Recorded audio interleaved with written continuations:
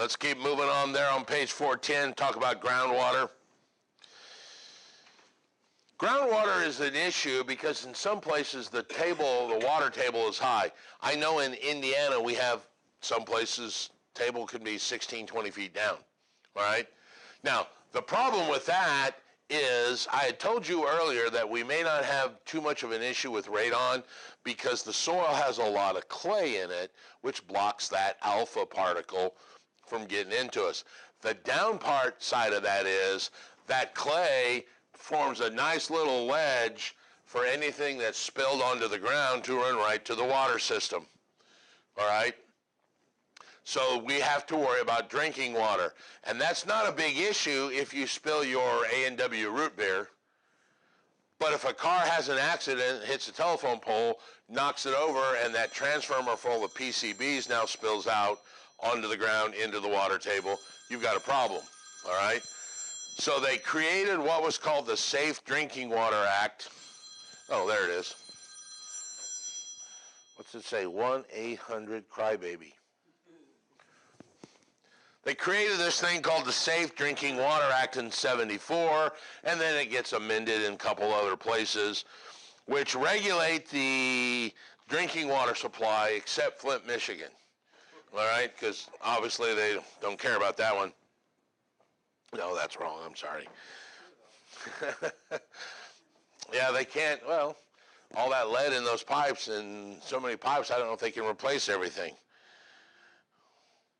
So the Safe Drinking Water Act was created to produce safe drinking water so that everybody in America would have water free of any contaminants and constituents that's in there. Now, there's also this thing called the wetlands we have to worry about, especially when they're back in a couple chapters ago when we were talking about the developer creating that plan and density zoning and all that kind of stuff. If there's wetlands as part of their land, they have to remember, hey, you can't build on that because we can't displace certain things, okay? A lot of your big major home developers now, I think TK, which is publicly traded, they actually have biologists on staff, which kind of seems weird if you think about it, but that's for this situation. In case there's a wetland or protected area in the housing edition where they cannot build.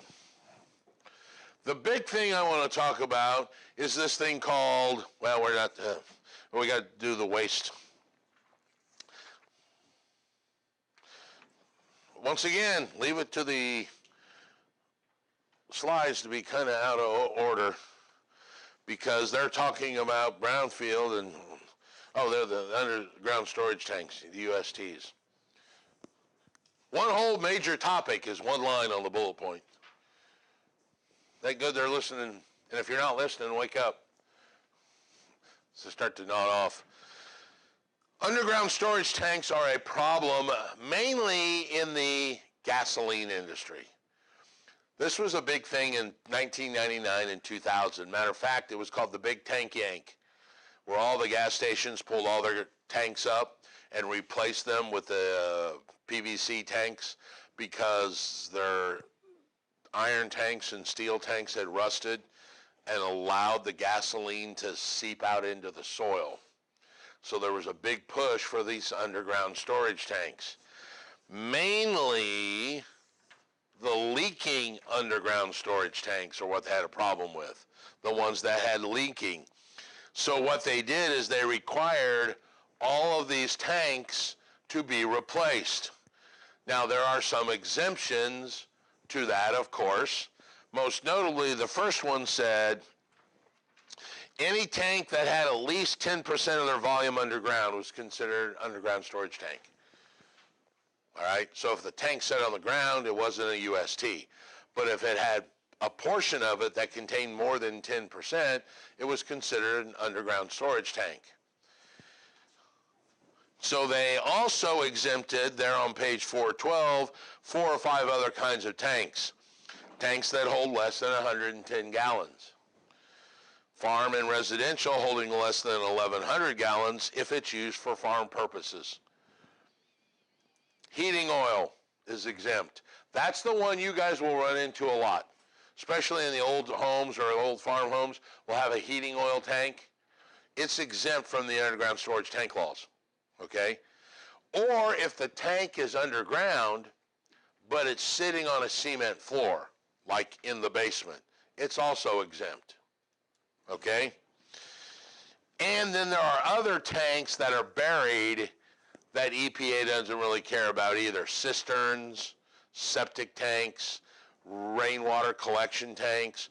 Basically, if you turn your head sideways and squint, they're trying to attack the gasoline companies because they exempted everything except gas tanks, all right? That's what they were going after, was these tanks that got exempted. So that's how it started with the underground storage tanks.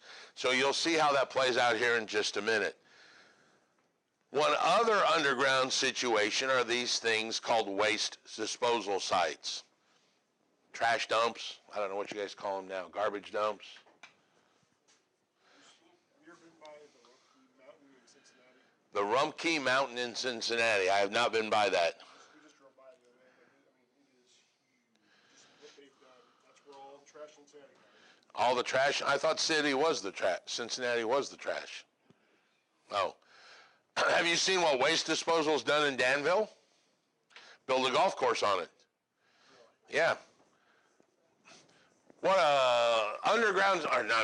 waste disposal is nothing but a hole that's been dug in the ground, and they call it a tomb, and then they line it with some visqueen or clay, and then they fill it with stuff, and then they cap it with another layer of clay, and then over the top of that, they put a grass facade, and then over the top of that, what do? Put a golf course on it. Duffer Park, Twin Bridges, those are all under waste disposal sites. Waste disposal has got this really cool system where they have their tombs, and in it, they have them segregated, organic material in one. And what is the decomposition of organic material? If an organic material decomposes, methane, in a man we call it a fart. That's methane, right? Women don't fart. It's because they can't keep their mouth closed long enough to build up the pressure. That's wrong. Don't laugh at that. That's wrong. It's true, but it's wrong. Methane. So as this methane off gases, it actually burns, heats the water, turns the turbine, and they actually create their own electric out there. So if you go out to Twin Bridges in Danville, Indiana, there's a golf course, but you can tour the waste disposal site and see exactly what they're doing. It's a pretty unique process if you think about it. They actually make so much electricity, they sell it back to the city. They've got a negative influx of electric, all right? So they cap it, and that's called capping when they put the top on it, and then they move to the next one, all right?